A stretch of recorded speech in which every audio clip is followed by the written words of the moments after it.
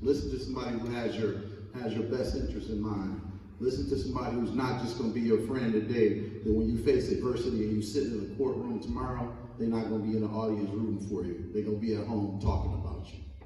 Brotherhood is somebody who's going to keep you from being in those situations, caring about you on the field, off the field, in church. That's what brotherhood is all about. Accountability. Accountability for me, that runs deep, right?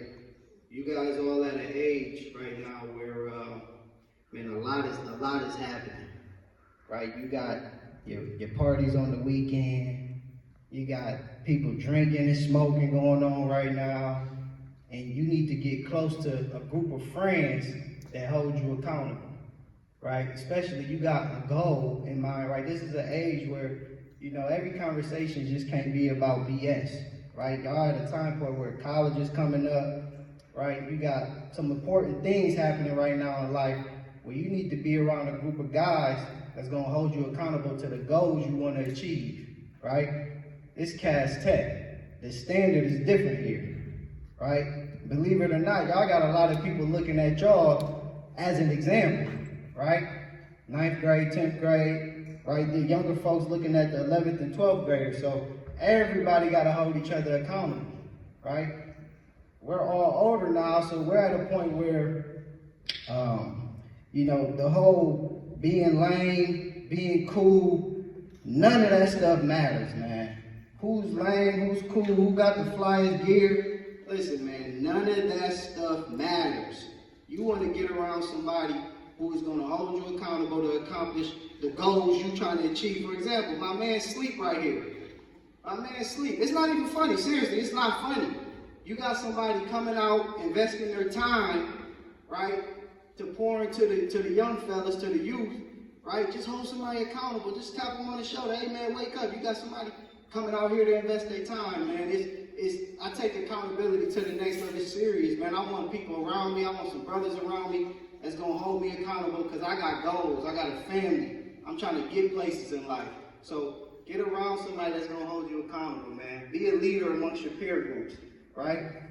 Occasionally, right, on the weekends, we know the drinking and smoking happens, man. But listen, if you got goals, D1 athletes don't do that, man. I played on the D1 level. I played at the University of Illinois, right? And I just remember to get to that point, right? To get to that stage, you gotta move a certain way, right? You gotta be different than your peers, right? You gotta be the top 1% because that's what's gonna get you there, man. And I know y'all got great leaders around y'all, and that's just my message to the accountability piece. As far as empathy is concerned, you gotta understand the difference between sympathy and empathy. So sympathy is essentially feeling sorry for someone. As I get older, it's crazy because I graduated from Cass back in 2011, and that's 14 years ago. And so before I went to Cass, I spent about 5 years here in Detroit, growing up in the foster care system, right? I was once poor, I was homeless, and people could feel sorry for myself. I could have felt sorry for myself, but instead I made the decision to not necessarily care about what my actual situation was at that time, but focus all of my energy and attention into the life that I wanted to have. And so as you meet people, you might have people who look at things differently. Some people may want you to feel sorry for them, right? Misery loves company. But I'm the type of person, hey, I'm gonna tell you the situation, but how can you help me? How can you get me to the next level? What resources can I use or tap into you so that you can make my life much better, right? So it's important to recognize the difference between sympathy and empathy and being able to go through something together, right? A lot of situations in my life I've been the first to do, and so I have to lead by example without having a specific hero or a rule book, just kind of figuring out along the way, but I'm big on giving back, right? Pouring and sharing my experiences to help elevate and help someone else's career be moved a little bit faster. A leader. Who here considers themselves to be a leader? In leadership, empathy is a must. It's not even negotiable. When you're leading people or someone is looking to you, people are going to come from all walks of life. Different backgrounds, different neighborhoods, the whole nine. What empathy means is to understand someone else's situation, to be able to put yourself in their shoes and to be able to help them moving forward from that. So if you're able to do that, you really cannot be a leader. So moving forward, again, y'all, I went to Renaissance, y'all at Cass Tech. This is a big standard that you all have where people view you all as leaders. Never take that for granted, being able to put yourself in someone else's shoes, to empathize with them about how you can help them, how they might be able to help you, but overall get to the end goal together. So empathy is a huge thing when it comes to leadership. I want you all to take that lightly moving How forward. do you personally handle situations where your values conflict with group expectations?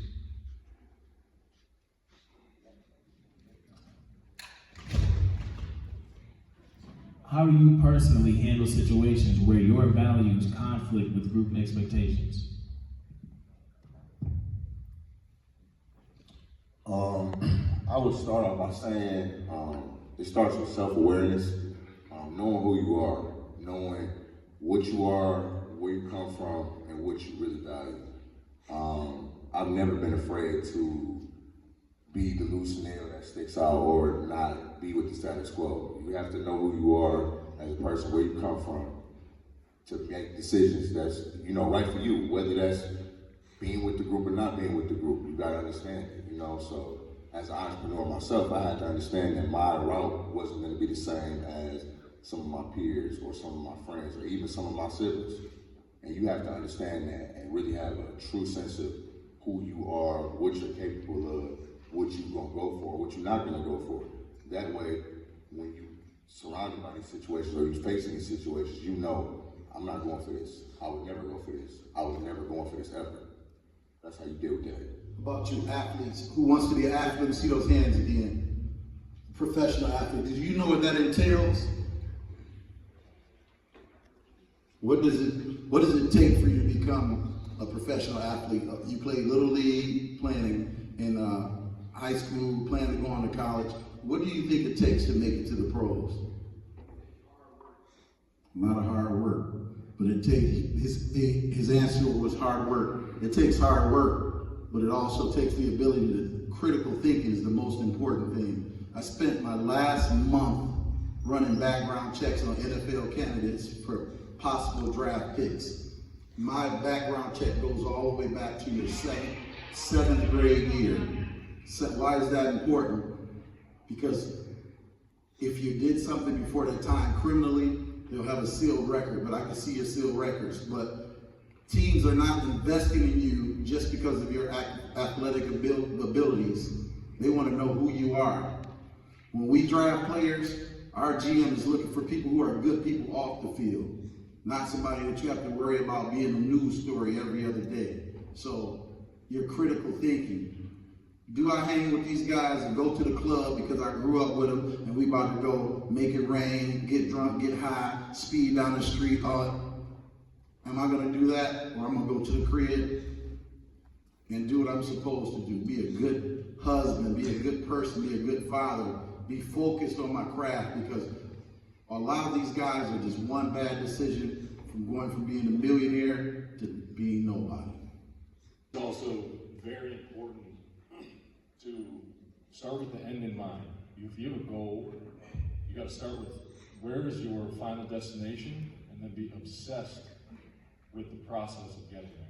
There's going to be things that if you have, does anyone in here want to be a professional athlete? So if that is your goal, if that is a goal of yours, I've been there, I've done that, you're going to have to say no to a lot of stuff. You can't do everything that you want to do if you want to be a professional athlete, or if you want to be a lawyer, or if you want to be a doctor. There's going to be times when everyone's going to the left, you got to go to the right. Plain and simple.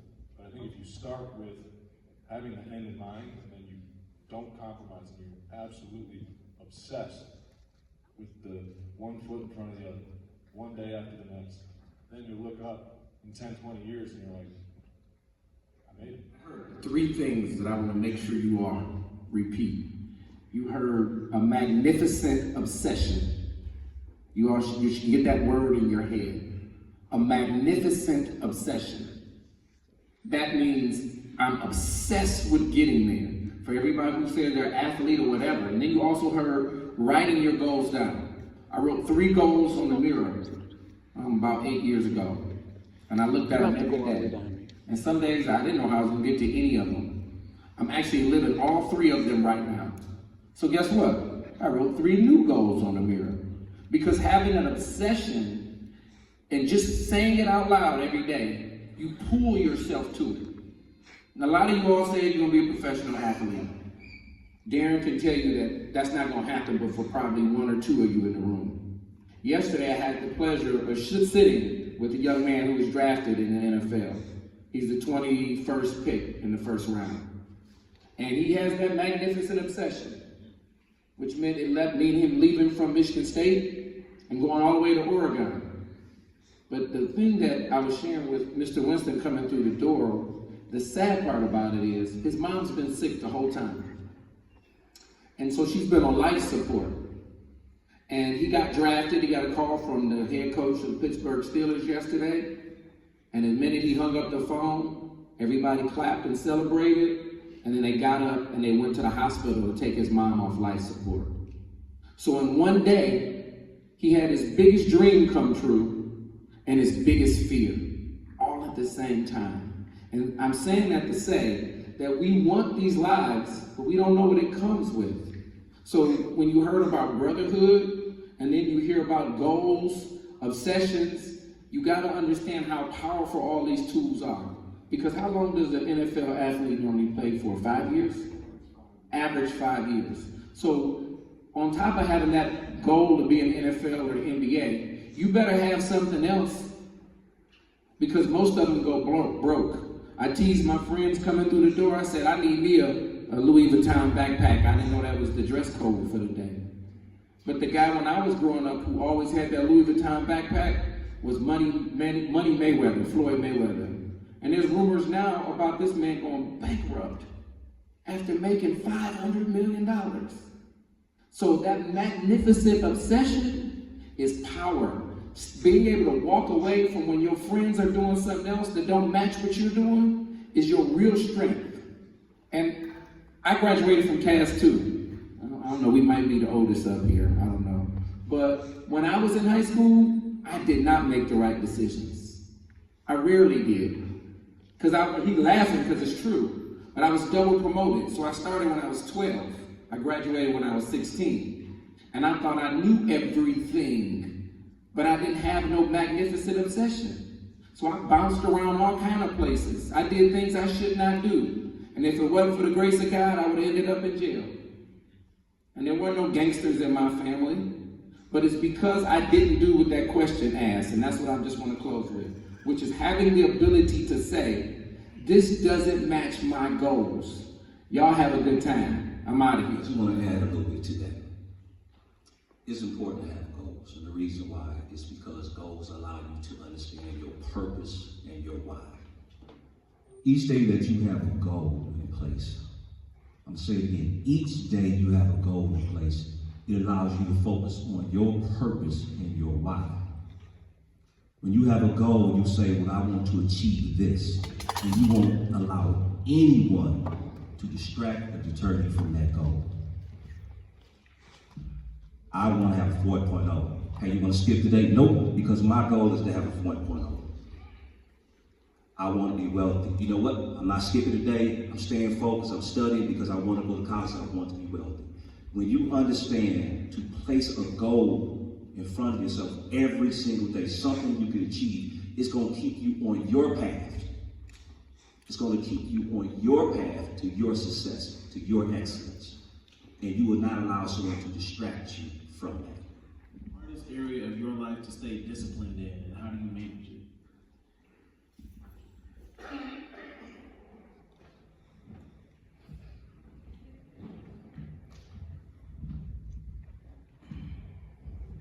All right, I'll say for me, it's kind of a twofold question. Personally, I enjoy having a lot to do because it helps me manage my time. So, like, I wear numerous hats, right? Like, I'm a father, I'm a husband, I'm an entrepreneur, I'm a manager at work, I'm a best friend, I'm a cousin, brother, right? So there's a bunch of hats that goes into that. And so for me, it allows for me to prioritize, right? And I think for everyone out there, right? Like you just have to get to a point as you get older, right? Like I said, I'm 30 years old, 31. And so like right now in school, you're writing those 5-10-year goals. And right now, like I'm living the goals that I set when I was here at CAS.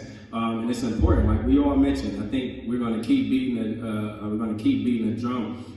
But goals are extremely important because what you're doing is you're laying the foundation, right? And a strong foundation will really allow for you as you get older. A lot of things that may feel hard, may feel like are obstacles. It becomes a part of who you are. It becomes a part of your identity. I've gotten to the point where I've gotten comfortable being uncomfortable. I've gotten comfortable by challenging myself, by adding more to my plate, because once I achieved something that I thought was unachievable, now I'm unstoppable, right? And I think as men, once we get that level of confidence and we acquire a certain amount of knowledge, whether it should go on to college, that's something that nobody can take away from you. Right, like I mentioned, like being in foster care, right? Like when I went to college, only 3% of people graduate from college, and so I achieved that.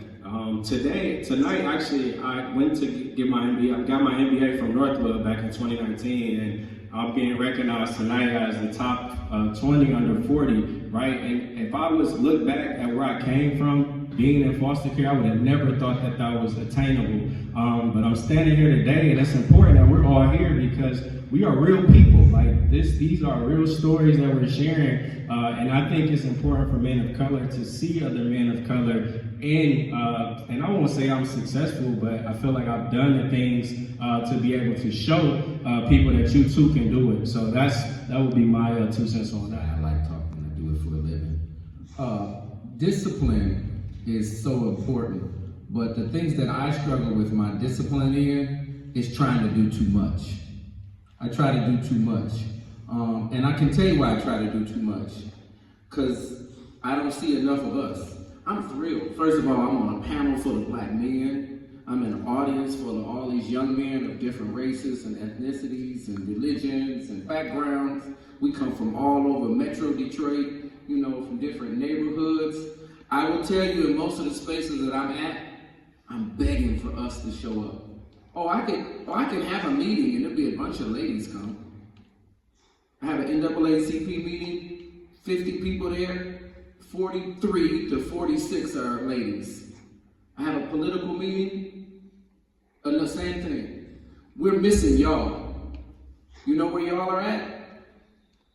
When you older, the video games, the clubs, yes, playing sports. And I'm not knocking anybody for playing sports. I love sports. But at the end of the day, life is going on, and some of the spaces and places I'm in, it's not enough of us. So yeah, I struggle with my discipline because I spread myself too thin. I'm trying to be in politics. I'm doing public speaking. I'm over here with the NAACP. I have a business. I'm a grandfather now. I'm a father. I'm on all these places, and I spread myself too thin. And that's why the goals are so important. Because when you're running all around, sometimes you have to stop and then have to be able to say, no, I'm just not doing that. I don't have time, no matter how good it is. So I struggle with just staying focused and doing just a few things, because if I do those few things really well, it's better than being okay at a bunch of things.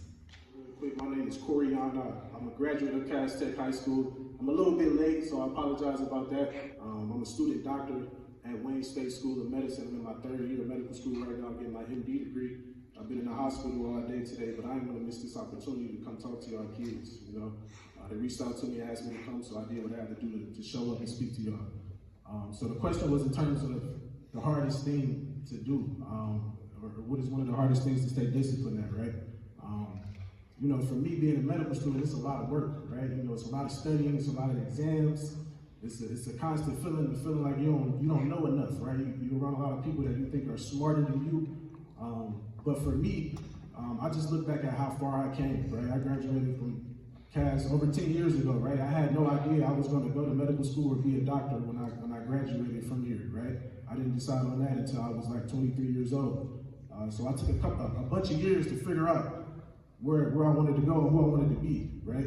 But I will say a part of staying disciplined, a part of doing what you need to do is being around the right people. You know, I missed the first half of this panel, but I know this was about brotherhood and what brotherhood means to you, and you know, being held accountable. And I will say a huge part of being disciplined and getting things done is putting yourself around other people who are also getting things done. You know, you probably heard the saying, you're hanging around 4 lazy people or 4 broke people, you're gonna end up the 5th one, right? But if you're hanging around 4 people that's grinding every day, 4 or 5 people that has goals, that's disciplined, you don't want to be that one person out the crew that's not doing anything, right? You don't want to be that one person that don't have any money or don't have anything going for yourself. I can say personally, that guy right there in the green suit, Mario, that's one of my guys. I've been locked in with him for probably 15 years. And I will say he is one of the most disciplined people. You know, if he need to be on time somewhere, he's gonna be 15 minutes early. That's one thing about him. He ain't never gonna be late. And just being around people like that, it encouraged me to stay on top of what I'm supposed to do. You know, it encouraged me to not give up on my dreams and my goals. So I will say, having people around you that can hold you accountable, that can talk to you and let you know when you're not doing what you're supposed to do, when you're slipping, when you're not performing at your highest level, people that can see the real potential in you, whether that's a friend, a family member, a parent, whoever.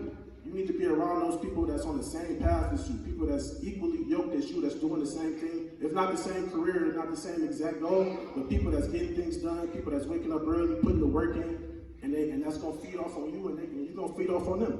So I will say that's one of the most important things. If you're having trouble being disciplined, get around some people that's also disciplined, get around some people that's doing the work, and you're gonna watch how those qualities rub up on you as well. I know the question was one of the most difficult things for us to stick to, but I wanted to share just a difficult time that I went through that I think you guys can pick up on.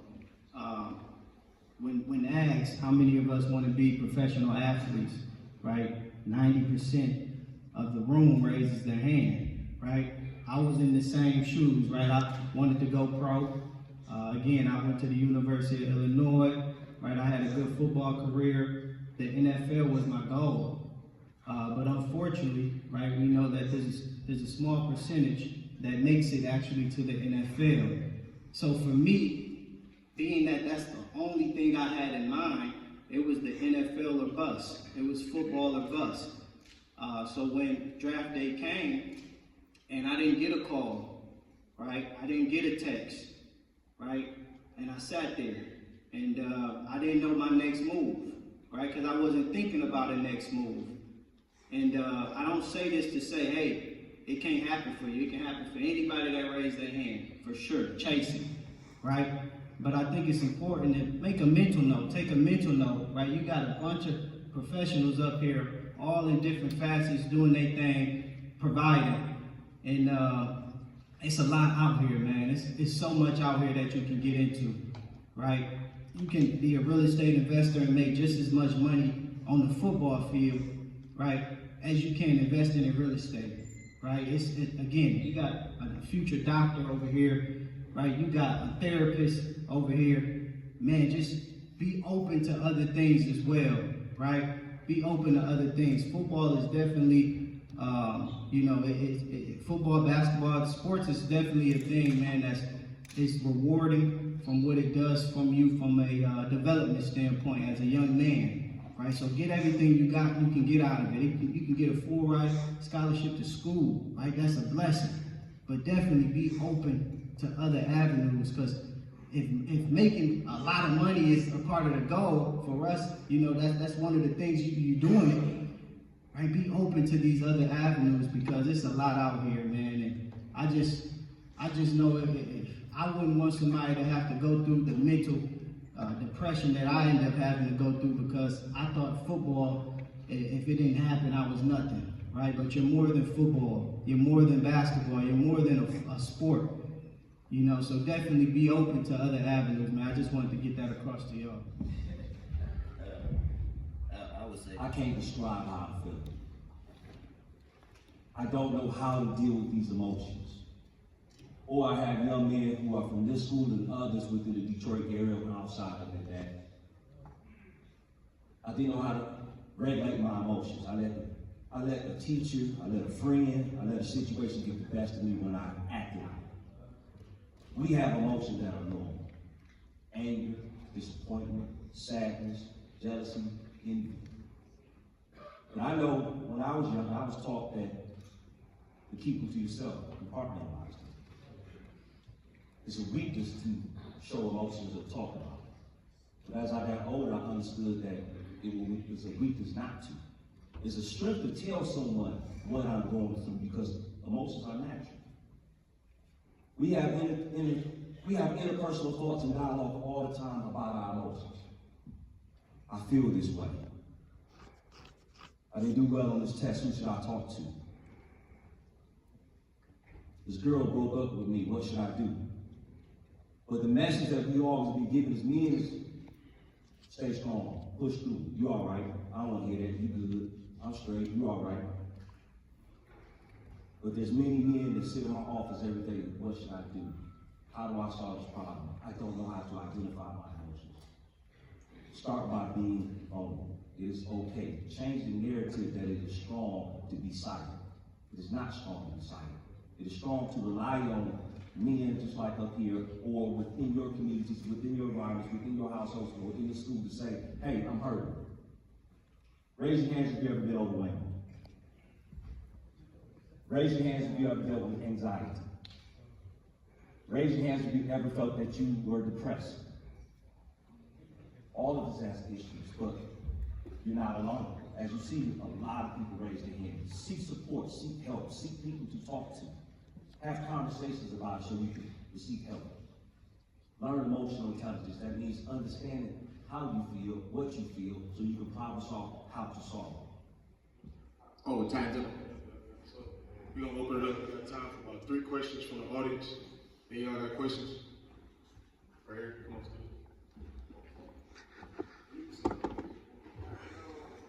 Y'all here?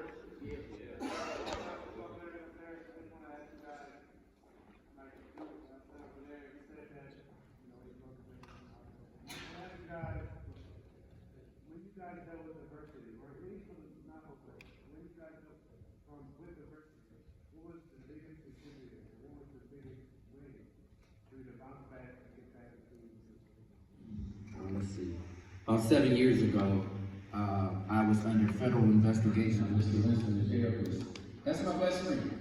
I can call him anytime, anywhere. I know that from 11 to 58 keys to share. So what I'm saying to you is, I deal with adversity by running over and telling people I'm struggling. It's hard to do. Did you think that we worthy enough to come here and talk to you guys? That's the good part. I used to sit in Detroit Public School. I'm from Linwood. I used to sit and have guys come talk to me that weren't from the hood. They were not from where I was from. And it sounded good, but it's great for you to sit here and see people that look like even our cousin Ian down there. Ian, he's been, you cousin to me. Now, but all jokes aside, being able to have people that are not just deemed worthy of being here, but took the time out of their schedule to come and talk to some young men, to be part of your village, to ensure that you have someone to, if you don't have a fire, go home. Positive. Ain't no fire there. Oh, yeah, I thought it was fire. I was about to run off. Hey, gentlemen, thank y'all very much.